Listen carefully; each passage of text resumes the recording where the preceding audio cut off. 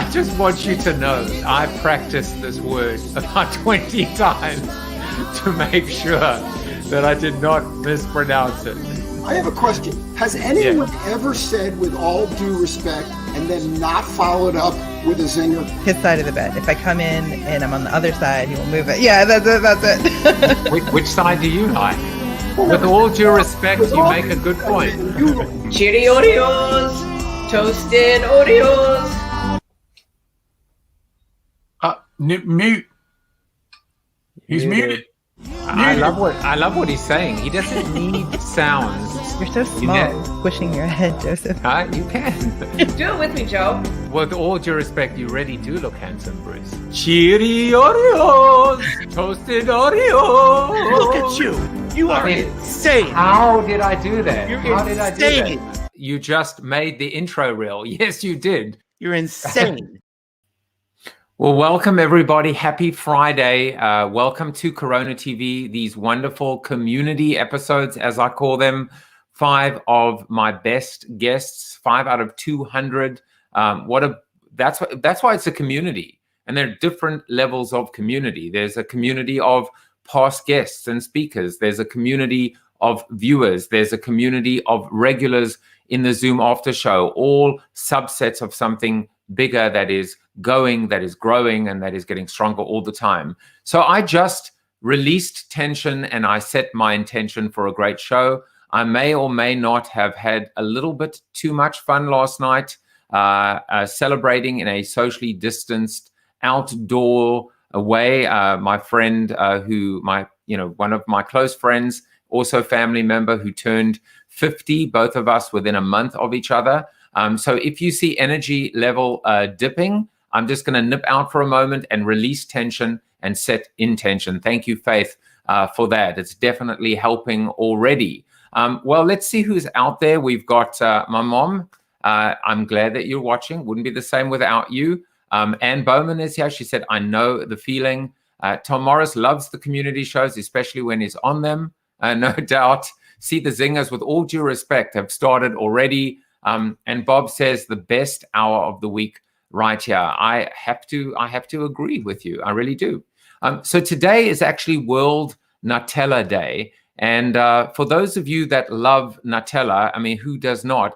I decided that, you know what, let's make them the sponsors, the unofficial sponsors of the show. Nutella, spread the happy. I think that's their tagline. And let's give them a little bit of a logo as well. There we go. So this show brought to you by Nutella, spread the happy. I mean, I'm happy already because, you know, who doesn't love chocolate spread all over their bread or something like that? All right, let's move on. And before I bring these 5 amazing people onto the show, let me give you a little sneak peek of what next week looks like. Karen Freeberg, Michael Farmer, George Tannenbaum. We've got an Ogilvy connection here. We've got a strong agency connection next week. David Burkus, and then another different kind of community episode, because this one is slightly themed. These are 5 of my previous guests that have something to do with health and fitness and wellness. David Rendell, who just ran under 300 miles, so like 290 miles in 30 days. Jeremy Tucker, the CMO of Planet Fitness. My sister, Sharon Nielsen, who is the founder of and the co-owner of the Psy Club in London and guest number 1 on the show. Lee Odden, who's transformed his body, and he's nuts. He's gone nuts. That's all I'm saying. He's gone crazy. He's like running in 0 degree temperature. There are icicles, you know, attached to his nose and his ears, and he just keeps going. And finally, Peter Shankman, who was actually on the community show last week. So a lot to look forward to next week. Well, let's just do birthdays very quickly. There's Jennifer Brandon. There's Ben Zlotnick, Alan Shanzer from Spotify, Rowan Farber, and Shelley Palmer. You know, I just said Spotify, and he does not work for Spotify. He works for Sirius XM. So my bad. That was a different kind of a shout out. Alan Shanzer, who works for Sirius XM. And then finally on LinkedIn, there's Mark Goldstein, Mark Benson, Carlos Vasallo, and Lamia Pardo. Happy birthday to all of you, and I hope you are having an amazing day. Why wouldn't you have an amazing day? Well, I think that's all the preamble that I feel. Oh, wait a second. There's one more birthday that I almost forgot, or did I? This is a bit of an insider joke for anybody that has come to our wonderful, wonderful Zoom after show. So this is a special birthday shout out to Janice's iPad, also known as my mother-in-law. It's amazing to me. It's just incredible to know that I have my mother and my mother-in-law watching every single day. A connection, a consistent, always on connection to two very special people in my life. And certainly my mother-in-law, a very special person in my wife's life and our children's life as well. So Jan, I could not let you get away with being in the background and out of the limelight. I had to share a little bit of the spotlight on you and just say, hope you're having an amazing day, and send love to Ray. And please, God, we will see each other very, very soon when all of this madness comes to an end. So that's everything from my end. It's now time to bring on my amazing guests, starting with Mr. Jeff Gotthelf.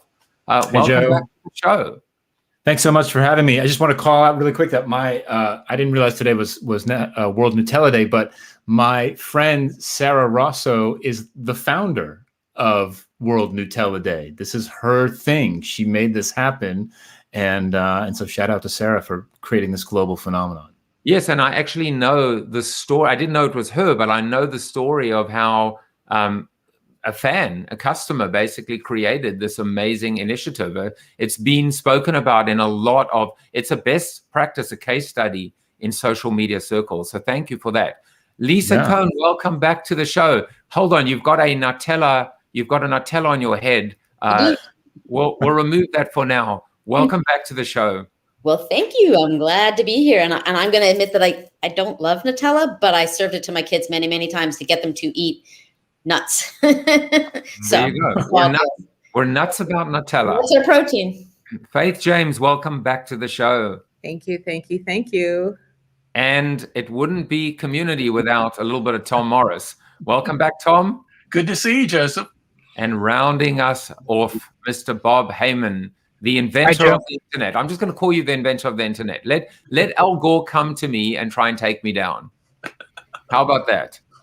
I'll go for SEO. I won't go for inventing the internet. As we discussed, my old houseboat neighbor should get that credit. Yes, we did. Yes, we did. And he has to come on the show as well. Indeed. And then what we'll do is we'll keep score in terms of which person invented more terms. Well, and you should get Al Gore too. I have a call into his office. I will let you know that. All right. So what we're going to do, something, in previous weeks, I've brought everyone on separately and asked them a little bit of an icebreaker question. But in this case, we're going to go, from Jeff to Lisa to Faith. We're going, I guess, clockwise to Tom and to Bob with a question about Amazon post Bezos, post Jeff Bezos. He's leaving, he's stepping down, or at least stepping aside. We think of parallels with respect to Apple and Steve Jobs being fired and then coming back and then, passing away. So my question to you guys is, are you buying or are you selling Amazon post Bezos? Jeff, you kick us off.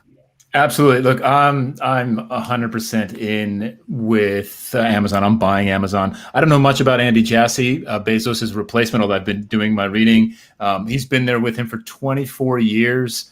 He built AWS, that business, which I think is now the biggest business that Amazon has.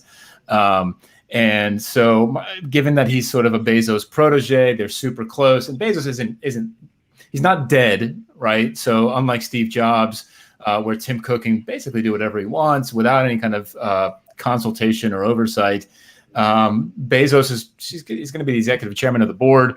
And so I think you're going to see more of the same. I think you're going to see the continued acceleration and growth. And it's going to take us a little bit more to get out of this pandemic world And Amazon is serving that world particularly well right now. And so I'm buying. All right. Lisa, buying or selling or not interested? Neither. Don't have to sell, not going to buy. I do think they'll do well. And I hope that they use their power to do more good and a little less not good. We can only hope. Faith, Only hope. That's what we're here for. Are you a buyer or a seller of Amazon post? Oh, I am buying multiple shares, multiples of shares. Yeah. I think, and I think Jeff said this exactly right? So the pandemic, and everybody is now getting into the consumer behavior of just going online and ordering it and expecting it, all glory to Prime in a day or two. Like literally I was about to buy something today and it's like a book and it's like, wait a minute, it's not on Prime. And I stopped the order because I wanted to see if there was another seller that had Prime. So I think that it's filled such a need and getting from a need even to a want in our lives. So I'm buying all day. All right. I'm cringing now because I'm sure that Wendy Cooper is sending evil thoughts my way. We'll see if she's been commenting. I haven't looked yet. Tom Morris, are you a buyer or a seller? I may be a buyer even with my Amazon Prime credit card. I've always been impressed at Bezos and his attention to detail.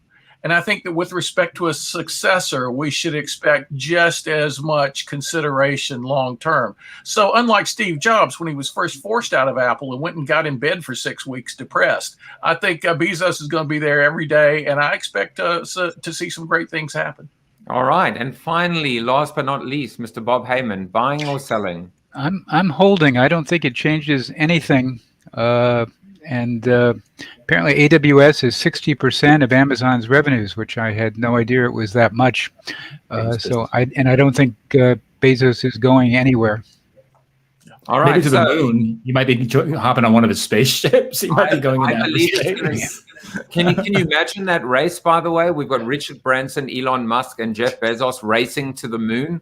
Yes. Billionaire NASCAR. Or Lisa, maybe there would be a race to the moon and back. We can't be sure about that, can we? The only thing I can be sure of is that. Right? All right. Let's look at some of the comments. We've got Alan Jaffe who's watching. We've got Ann Bowman who is watching with potato chips. Emmanuel says, fantastic, good job. And Ann Bowman says you should ping John Ngates. Ngates? Is he with Nutella? Sure. I mean, I'm looking for a sponsor. Let's see what else. Alan Shanza said, thanks, Joseph Jaffe. Nice save. Sirius Pandora, never Spotify. Of course. How could I make such a mistake? And I see one other comment here there we go, from my wife, keeping it in the family. Happy birthday, Ma, to her mom. Love you. Stephen Rubin is here. We're all here. We're all ready to go, as is Mr. Chris Brogan. You have to come on one of these community shows as well, Chris Brogan. Enough on that. Mr. Jeff Gothelf, you are up. Your 5-minute segment begins. But before it does, I just want to say one thing quickly, which is I find sometimes shows only let their guests do a plug right at the end. And I'm going to change that. So, Jeff, anything you want to plug, anything going on in your world, let us know what that is. And then I will start my trusty egg timer. Terrific. So 2 things to plug since I was last on the show. First of all, since I was last on, I published my 4th book. It's called Forever Employable, How to Stop Looking for Work and Let Your Next Job Find You. And it is a short, practical, tactical book about how to use your experience and your expertise to build a platform and an audience and future-proof your career, generate opportunities towards you. It's my story in many ways, plus other people's stories, and it's super useful. And then on top of that, I have recently started a set of cohorts of a workshop based on the book. And the workshop is called Becoming Forever Employable. If you go to becomingforeveremployable.com, you'll see the details there. But essentially, you spend 10 weeks with me in a small cohort of professionals learning how to do this, being held accountable, and shipping something every week so that you start to learn how to build your online presence, your personal brand, your reputation, and start generating opportunities towards you. So, all right, awesome. That's what I'm plugging. And I do know that shortly after coming on my show, the book came out and did very well. So I'm taking a tiny little bit of partial credit. Why not? Absolutely. The book continues to do really well, and I'm super thrilled. Yeah.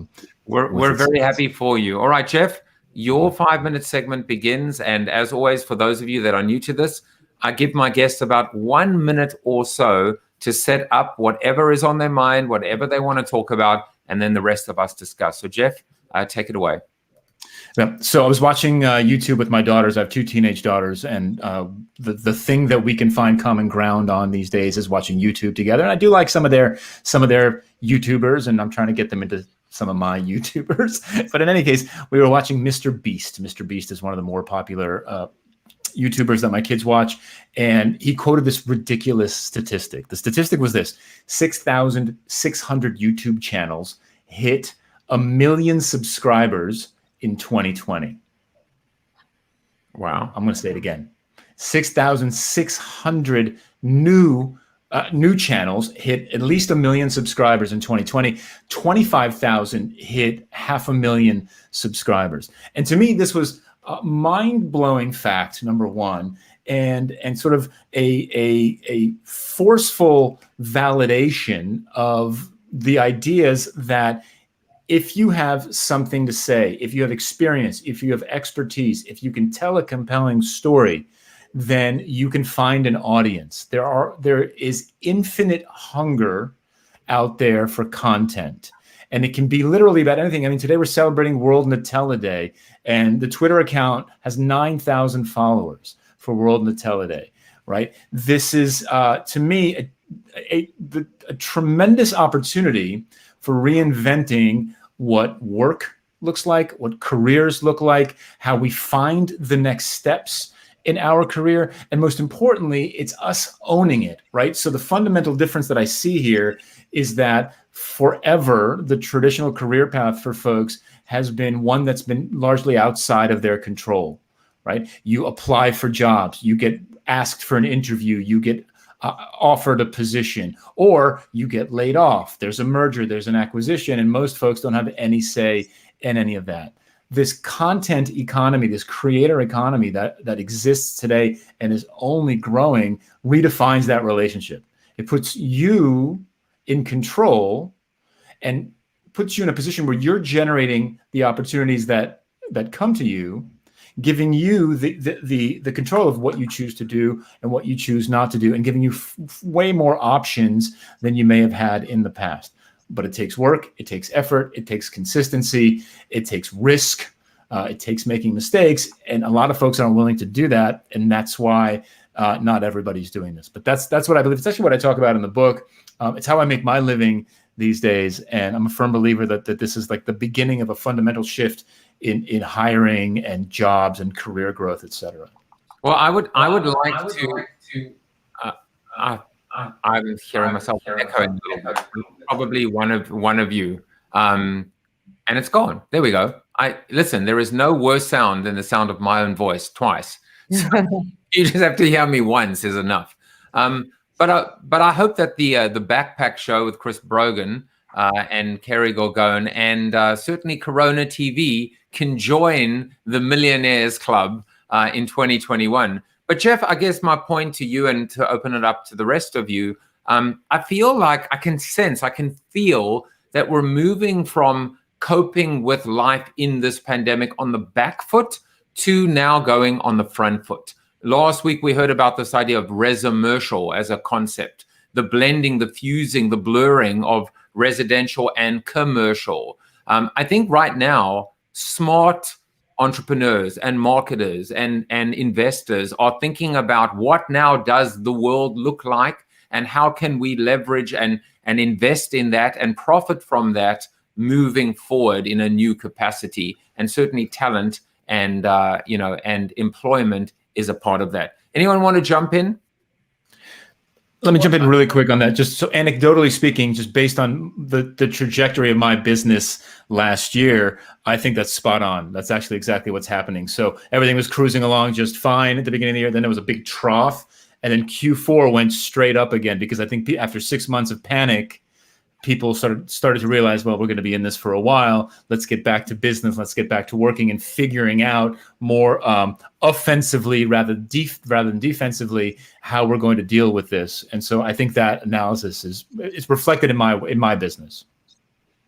Tom, I think you're going to say something. Oh, I just appreciated Jeff giving us those numbers about YouTube channels. I mean, of course, I feel bad that I have 3.5 Twitter followers, but he gives me hope that if I get serious, any of us, we can make a huge difference with people. That was great, Jeff. Thanks. Yep. I wanted to comment. I think it's about content, but I think it's also about connection. And we're doing a lot of time with our leadership work now, working with leaders about as we look at whatever the new normal is, and we start to bring people maybe back together and nobody wants to come, and like, how do we in this new normal, not just build a business, but take care of the people? And I just see that what you brought up about YouTube is, yeah, I'm in my home, but I want to connect with people, and I can connect with people all over, because that's been one of I personally have socks that say, watch out, I will blank and hug you, because I know I miss connection with people. So I just think that's also in line in there. And then how do we make this social media connection into real connection is something to think about. Well, one of the things that we certainly should think about, and this was the Corona Bite on Monday. And for those of you that are new to the community format, what I do is in between each one of our guest vignettes today, I show the Corona Bite from earlier in the week. So Robin Caller was my guest on Monday, and here is the clip that talks about the importance of form and function. So when we think about moving forward now, the power of not just how it works, but also how it looks is just as important. And when both of them are together, that's when you get a sweet spot.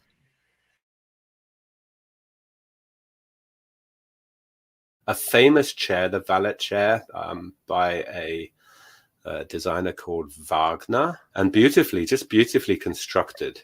You can see that you hang a suit on it. The seat lifts up to provide a lovely hang for your trousers overnight, and then the triangle space inside underneath, you can put your watch and your key rings and your wallet and your belt. But I don't know if you noticed, Josie, did you see the curvature of the back? Absolutely stunning, absolutely fits with the curvature of your spine. The designer went and spoke to doctors and chiropractors and just carved this amazing piece of furniture. Form meets function. Something that is so useful can also be beautiful, or something that is so beautiful can also be useful. Well, I think the truly remarkable products are both, aren't they?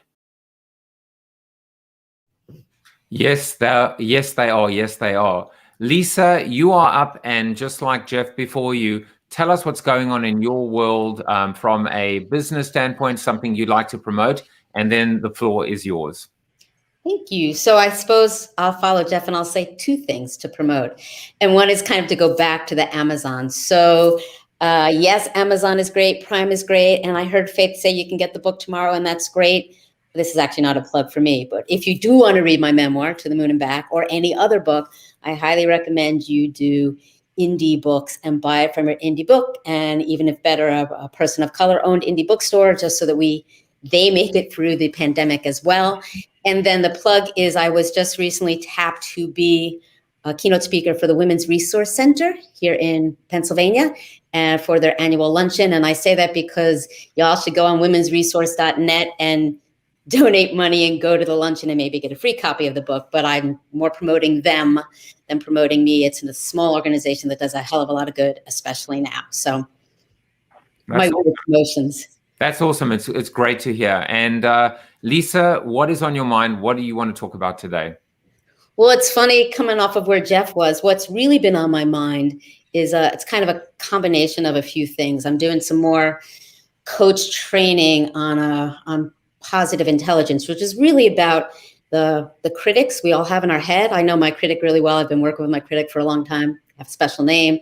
But the critic we have in our head and how it rules us and how we can find a way to more silence it, and I would say love it and work with it and move forward even more effectively. So another book to plug is Jill Bolte Taylor. She wrote a book called My Stroke of Insight. She's a brain scientist who had a stroke and writes about it. She spent a lot of time in her right brain, which she says is a beautiful place to be because that's not the critical side. And she writes about the 90-second rule. So when we're triggered, when our critic starts up, when we're angry, when we're upset, when we just need to lash out or lash ourselves, there's 90 seconds that physiologically we cannot change that. But after those 90 seconds, we actually have the capability to, release tension and set intention, to bring ourselves back in our body. There are ways to do it, to choose to think and do something else.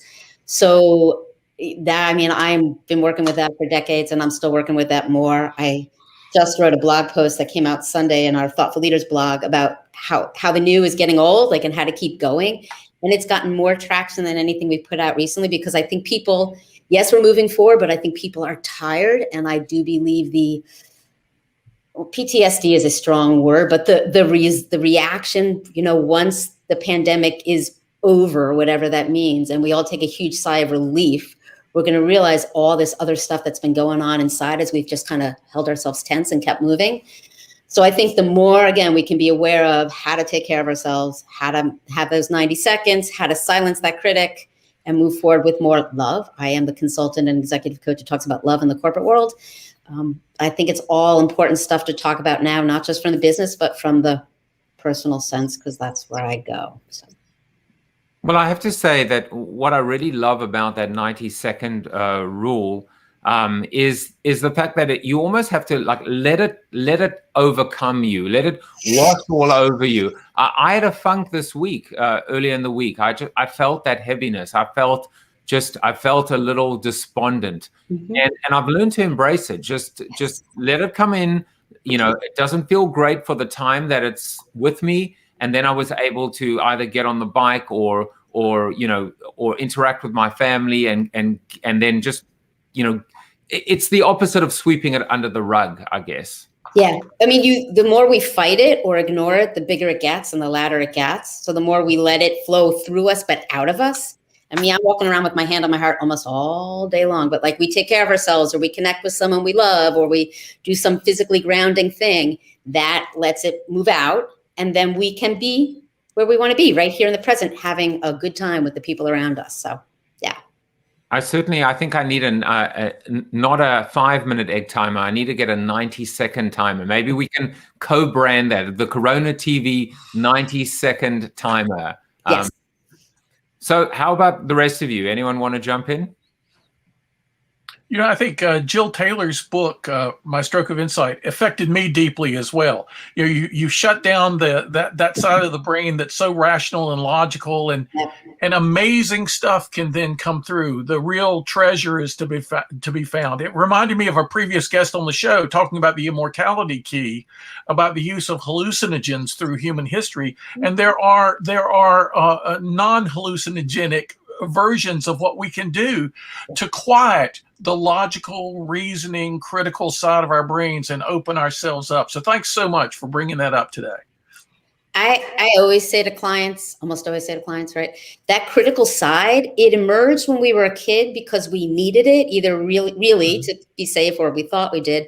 And it thinks it's saving us and it thinks it's protecting us, but we don't need it anymore, right? And so and that judge, that critic never helps me get stronger. It only limits me.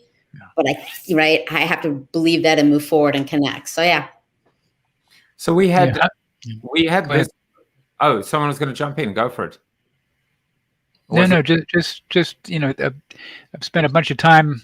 I've got a couple of grandkids who are close enough and socially quarantined enough, so I've been able to see them. And a 5-year-old and a 2-year-old, and there's such creativity, and one just tries to hope that it doesn't get educated out of them. Yes. Well, I saw a whole bunch of comments. Joey Dumont said, My Stroke of Insight was one of my favorite books ever. Mark Botra said, good stuff. Lisa Manif said, let's be in the now here together. And Angela Grist is here. Hi, Joe. Hi, Angela. Back to you. Well, we're going to move on. But before we do that, John Jantsch was duct tape marketing. What a brilliant guy he is, and what he's done for the entrepreneurial world. And his Corona Bite was actually talking about the right brain, and specifically this idea of ideas and creativity. And a lot of people are skeptical and they say there are no new ideas. Everything is just a derivative of the past. That may be so, but here's a unique insight on how to actually embrace that versus kind of, again, 90-second get demoralized about the fact that there are no new ideas.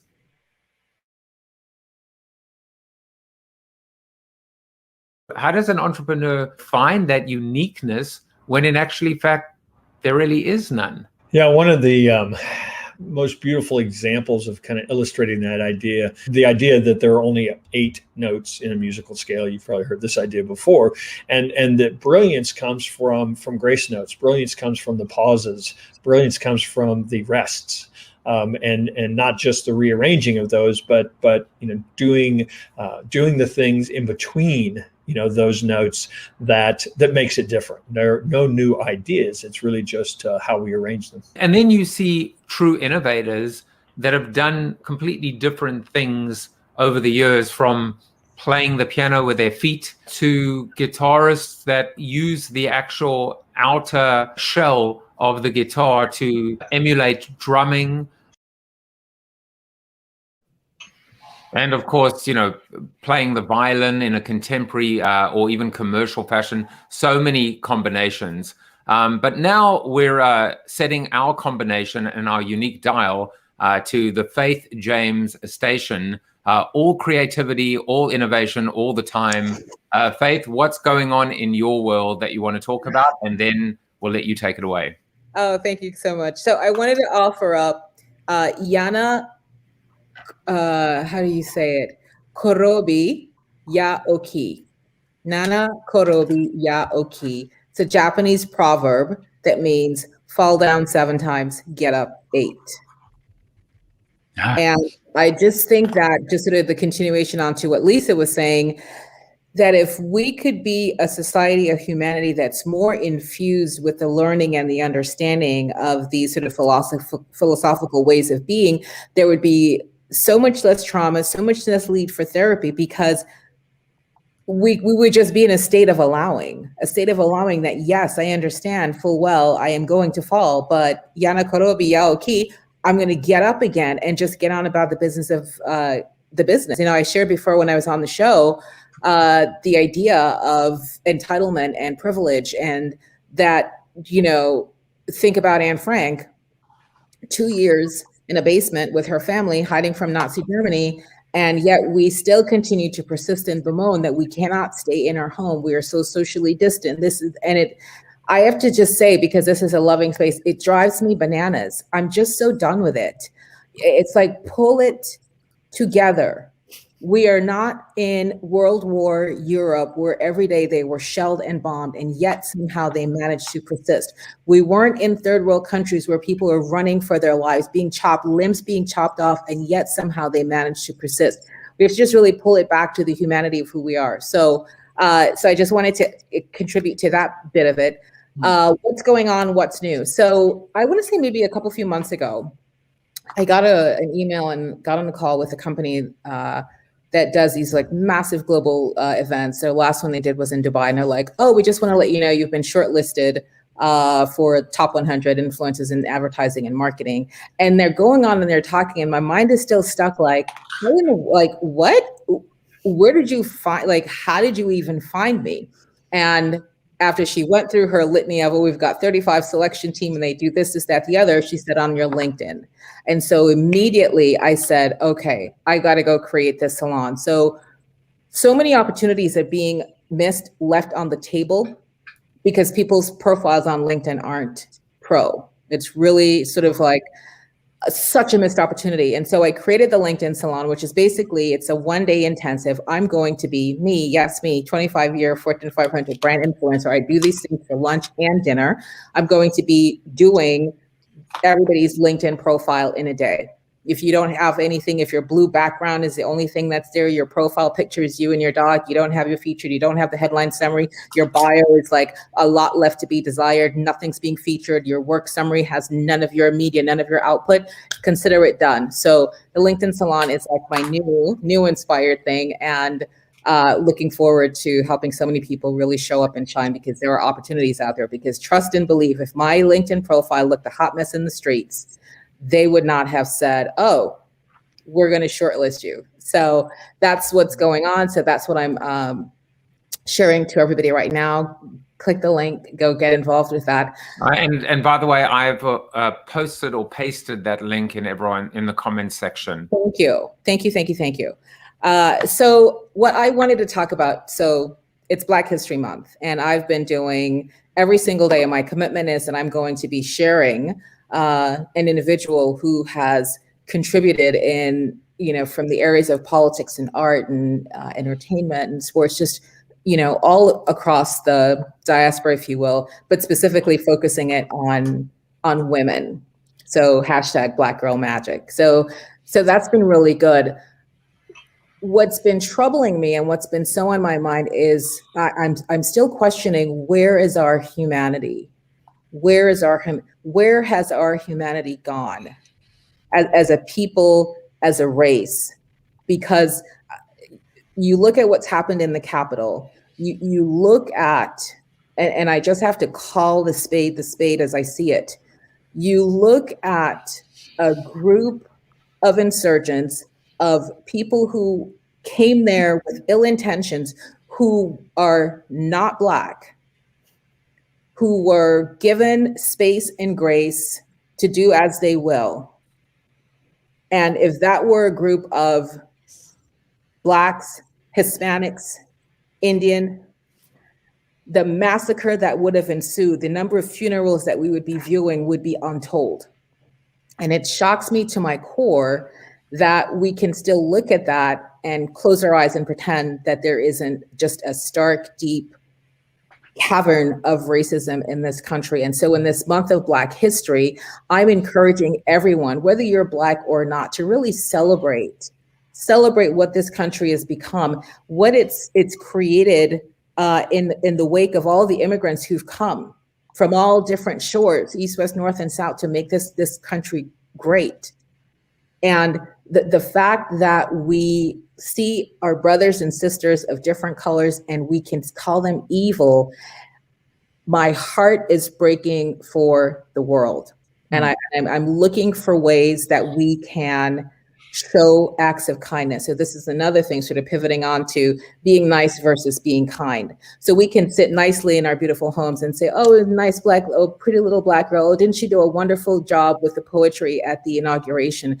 But how can we show kindness to children in the Black community? So the actual deed. So it's not just, oh, you're cold, praying for you, go with God. No, get somebody a coat. Give somebody some food, give somebody an opportunity. Who can you bring into your company to do an internship? So it's really more of a question for the room, for the global room, as it were. But that's really what's been resting so heavily on my heart as we celebrate Black history. So there's all sorts of Black history magic to be shared. So thank you for the floor, Joseph. I appreciate you. You're welcome. And I think it was so eloquent. I'm not even sure that we need to respond to that. I think we just need to let it sink in and think about it. But Lisa wants to say something, and you know what? If Lisa wants to say something, she's going to say something. Lisa, you'll have the final word on this. So I have two things, and I'm going to save the most important to second. The first is being raised in an extremist situation. I was raised in a religious cult. I understand, as wrong as it is, right, what happened and why people were there. And I think that is an understanding we need. But what I really want to call out is, Faith, thank you, but I want to call myself out, because you, being the person of color on here, should not have been the one who had to say that. And so I'm not going to apologize, because I don't want you to say it's okay. No way. But that is so true. If those have been, and I've been saying that many, many places, if those have been people of color, they would have been dead, right? As opposed to what happened. And I am just hearing you going, that's all I should be saying, so you don't have to be saying that. And that's why I thought this is important to say. So don't respond. I'm taking it on. Thank you for reminding me. Thank you. And they wouldn't have gotten within 2 miles of the Capitol either. Right. Good point. Yeah. Well, it is Black History Month, and we should all be aware of it, and we should all be having these conversations. And I personally am humbled to have the outlet or provide the outlet for these conversations to happen.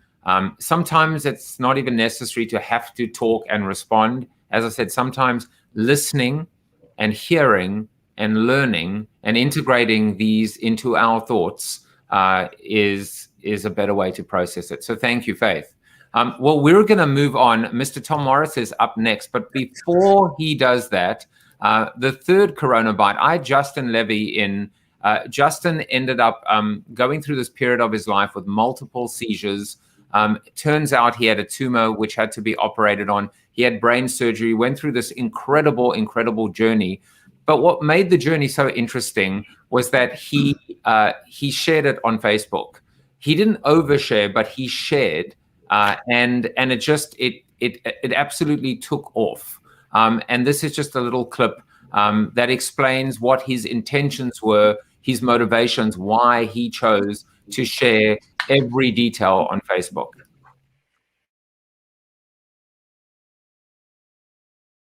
The heaviest weight that I could hold in my hand was my phone. Think about any drug, painkiller that's on the market, and I was on all of them. So there's some of the updates I don't remember, or I don't remember sections of them, of typing them, because some of them would take me all day, because, I type part of it, have to take a nap, come back, type part of it, take a nap. I didn't have anything else to do. Even though at that point, I'd been involved in the industry for a long time and still to this day, I didn't think about the other side of it. I had no consideration for that at a time. I wasn't seeking to build a community, and I never missed a day. It built into this thing where people would reach out and think or check on if something was wrong because they hadn't seen an update. As a former account planner, often I'm lamenting about the fact that there's not enough strategy. Sometimes there's too much strategy and we overthink. Other times we just need to do. And I love the fact that necessity is the mother of invention. He said, I didn't have anything else to do, and so I did this, and it took on a life of its own.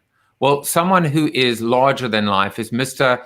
Tom Morris. Tom, I'm actually gonna ask you what you would like to plug today before I even mute you, and then see what's on your mind.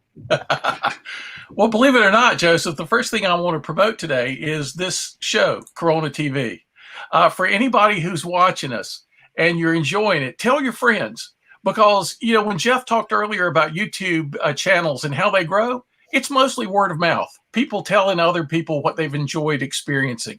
And so this show, I try to tell everybody I know about it because it's so full of great people and great ideas. So I want to recommend this show. And lest Joseph get too fond of me, I also want to recommend his book, Built to Suck, one of the best business books I've read in a long time.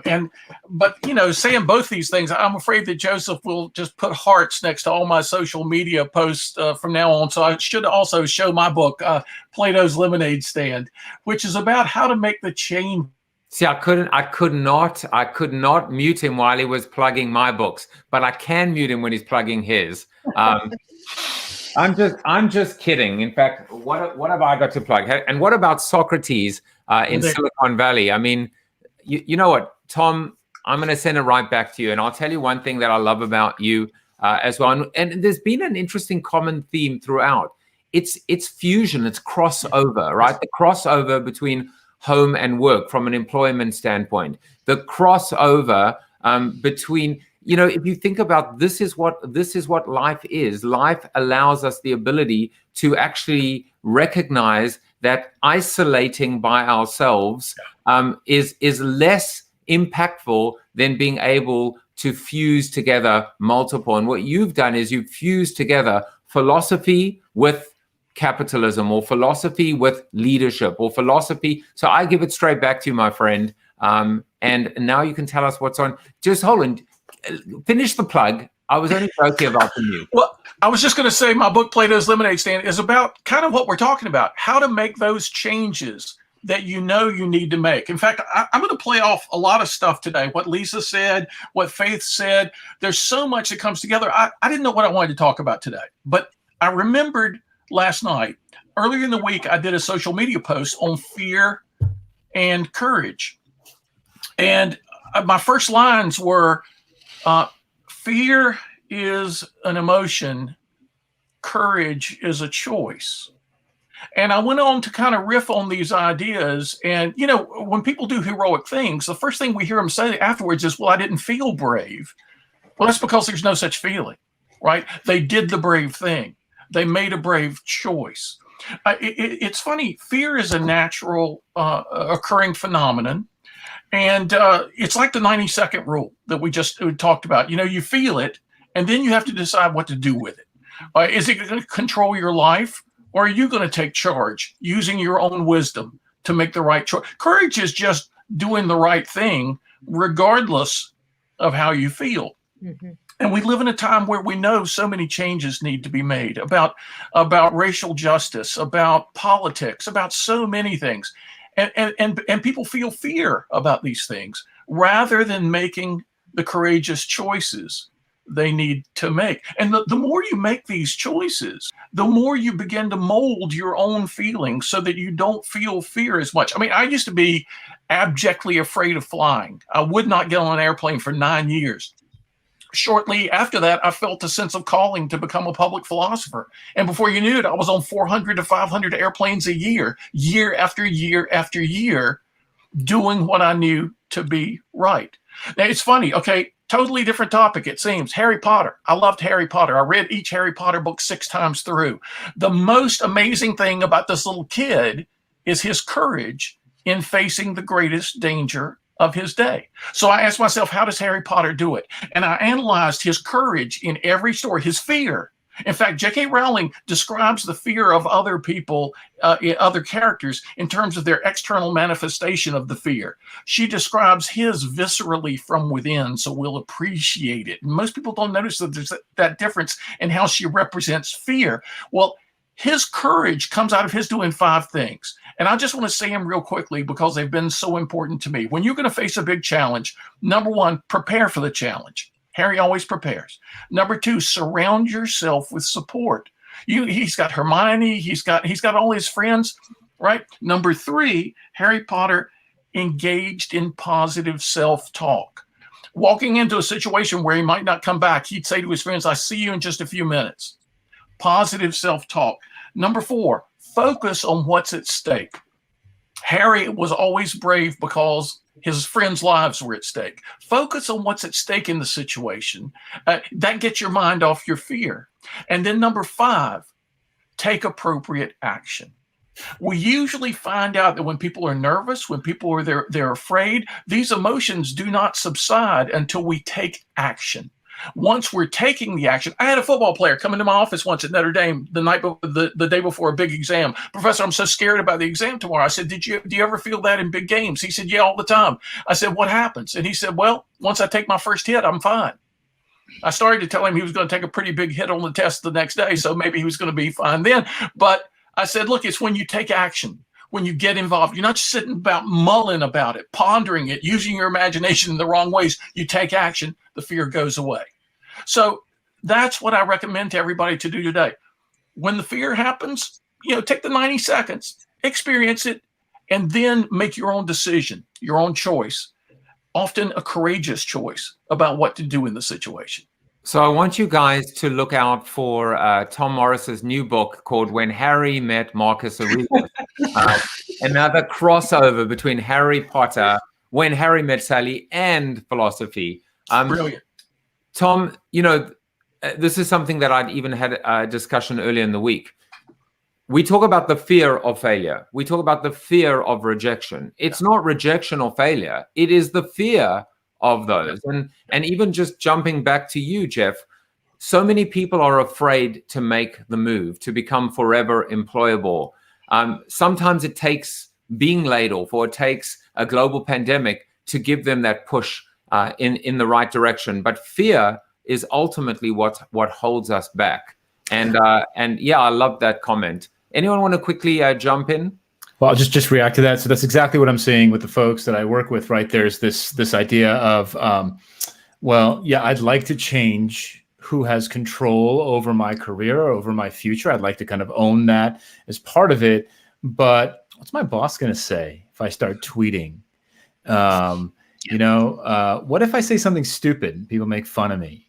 Really, like that's and you know, and it's amazing to hear these uncertainties, but it's that fear that holds them back when in reality, right, there's or they'll just polish something to such an extent, it'll take them so long to get it out there, and then maybe it hits and maybe it doesn't, right? Where instead it's really more of a quantity game, right? So I you know, the quote I heard Gary Vee say one time, it said, it's quantity. It's a quantity game, not necessarily a quality game, simply because quality is in the eye of the consumer, right? So the more stuff you put out there, you may not love it, but the thing you may not love may resonate with the consumers as well.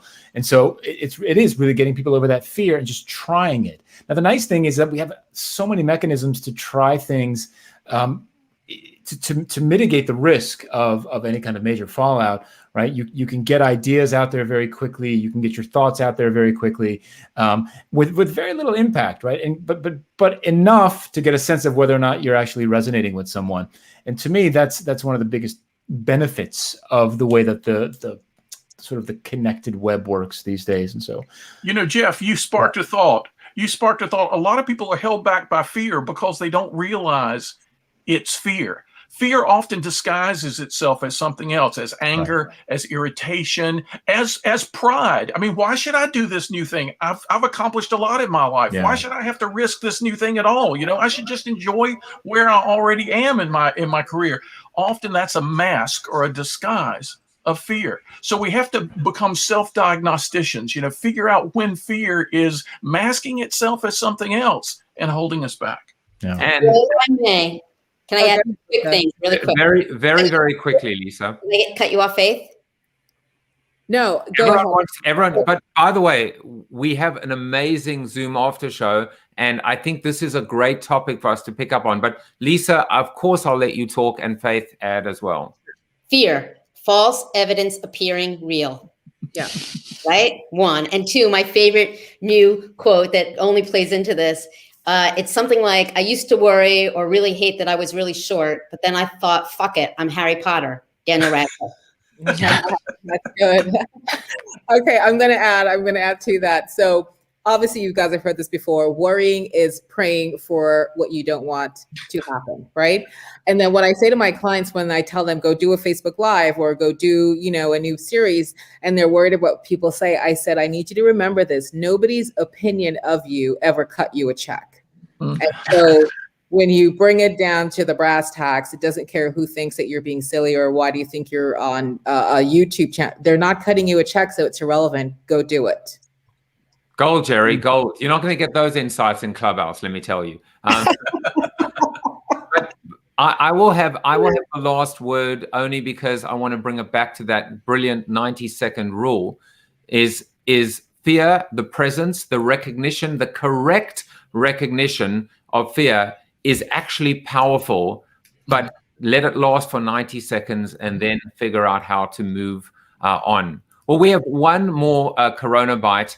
My 200th guest was Sarah Townsend. She wasn't meant to be the guest, but she stepped in at the last moment. We had an amazing conversation about imposter syndrome and about, again, fear and worrying. But this soundbite is actually about tomatoes. It's called the Pomodoro effect, and it's a really effective idea for people that are stuck at home or working at home or sitting at their desk every day.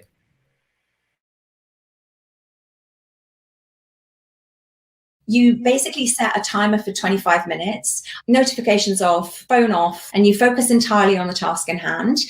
And then when the timer goes off, you take a 5-minute break. So the important thing to note when you take the break is to actually physically get up and away from your laptop and then come back up, set the timer again. So you basically rinse and repeat for 4 cycles of 25 minutes and then take a longer break after the 4th 25-minute stint. The way I deal with housework, because a lot of people ask me about this, I actually use my Pomodoro breaks. So my 5-minute breaks, I think, right, okay, next break, I'm going to run downstairs. And while the kettle's boiling, I'm going to unload the dishwasher. By the end of the day, all my tasks are done in my Pomodoro breaks. Because otherwise you can get to the end of the day and just find, oh my God, you know, you've got this overwhelming pile of household tasks to get on with. Tomatoes, anyone? Bob Heyman, bring us home, my friend. Thank you, Joe. Well, in terms of something I wanted to promote, I guess, that isn't mine, there's a documentary on HBO called Fake Famous, which I think would be of interest to most people that are watching Joe's show and the participants. It's very interesting. They picked 3 influencers to promote by buying fake followers and fake likes, and they promoted them into massive following, and then followed about what that did to their life. And they had a meeting where they met up with other followers, some with real following and some with fake following. And there's a lot of insight about what it's like to be an influencer, how it kind of can take over your life, and it's not quite as rewarding as you might think. Well, so anyway. That sounds interesting. By the way, I have fake sponsors like Nutella, but bring us home. Well, at least it's a real product, even if it's only a fake. That is true. Unlike some of you can go buy fake followers at lots of places. The thing I'd like to mention is I've been Wikipedia for 2 things, and one is coining search engine optimization, but the other is coining the term years ago, edutainment.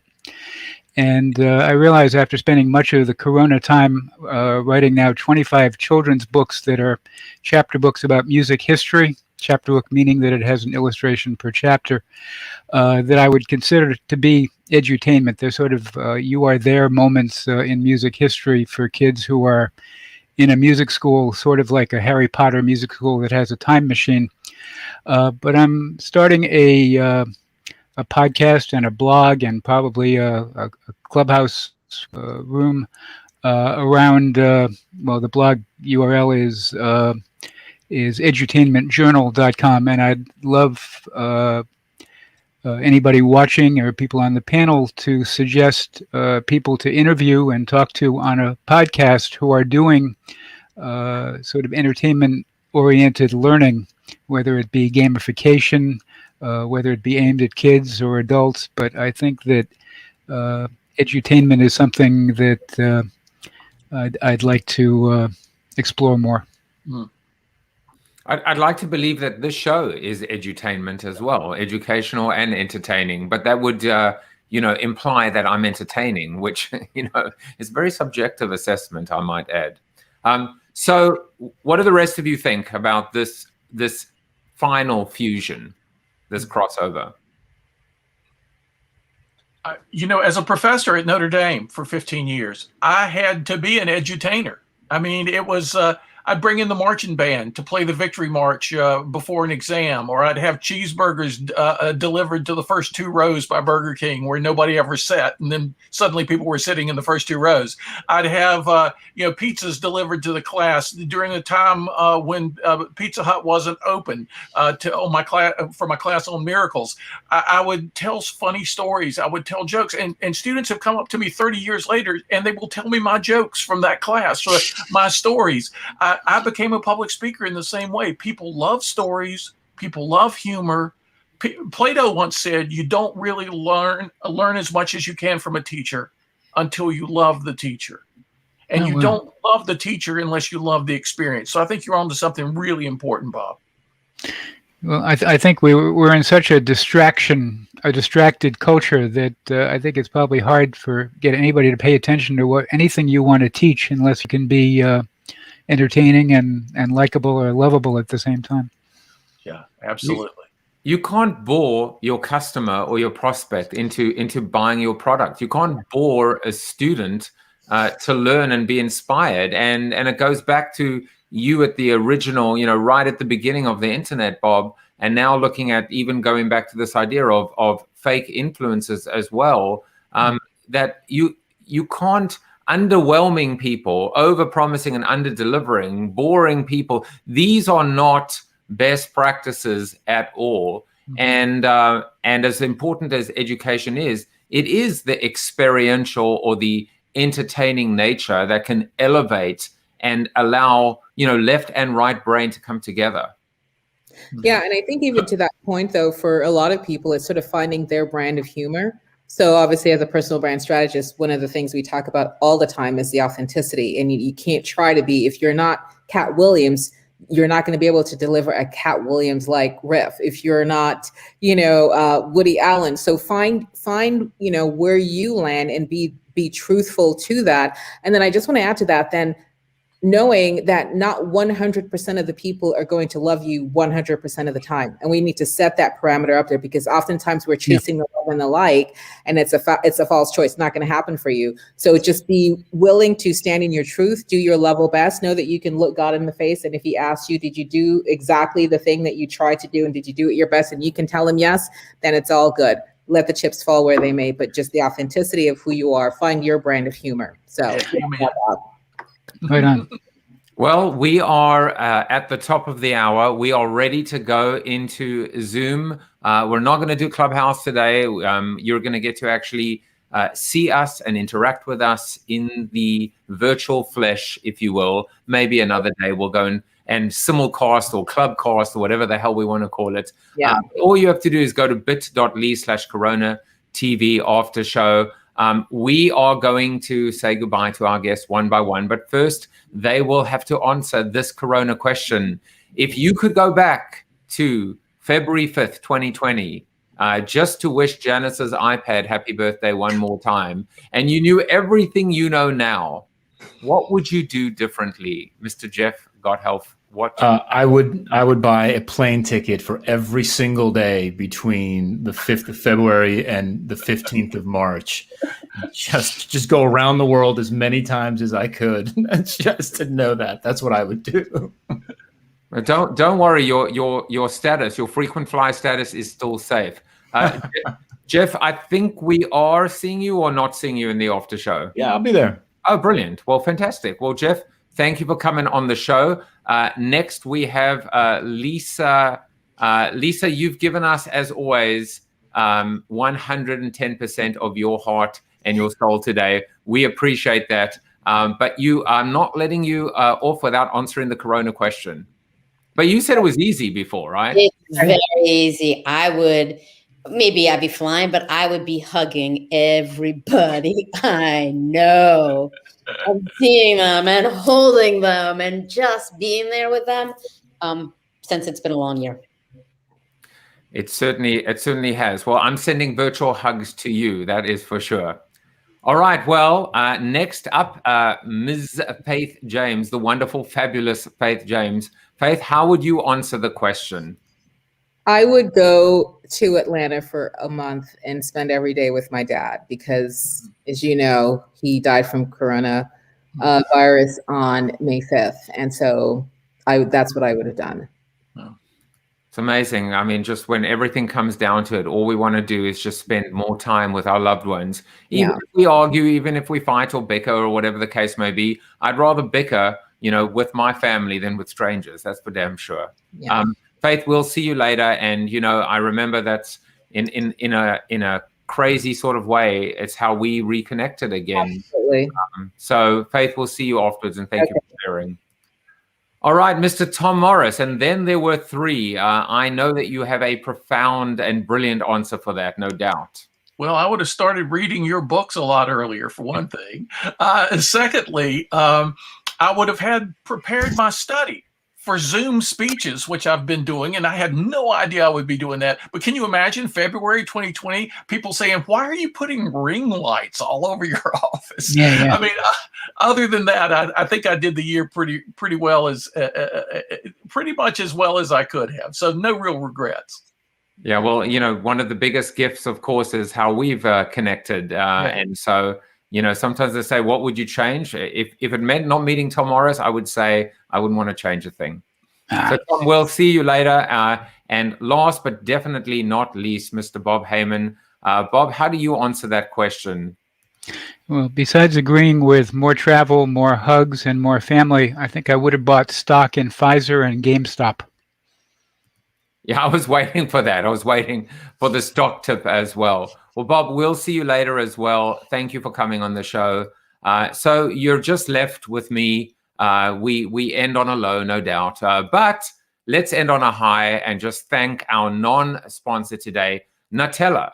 Nutella, spread the happy. I will, of course, be in the Zoom after show. I will be back next week with a bunch of unbelievable interviews to add to this growing repertoire. But I want to thank you guys for spending your Friday with me. I am not lying to you when I tell you this was a flippin' awesome show. And you know who else thinks it? Well, you know, of course, Chuck Norris thinks it too. You are Chuck Norris approved. See you guys later. Thank you for watching Corona TV with your host, multiple author, and global keynote speaker, Joseph Jaffe. Corona TV is the show about hope, positivity, optimism, and if there's time left over, a little bit of marketing. The after show on Zoom starts right now at bit.ly/Corona TV After Show. If you like the show, tell a friend or two. Please subscribe to the show at coronatv.show. And if you want to get inside news, previews of upcoming guests, and much more, text Corona TV to 66866 or visit josephjaffe.com/subscribe to sign up for the show's newsletter. And despite the best ministrations of your wife, you still look ugly.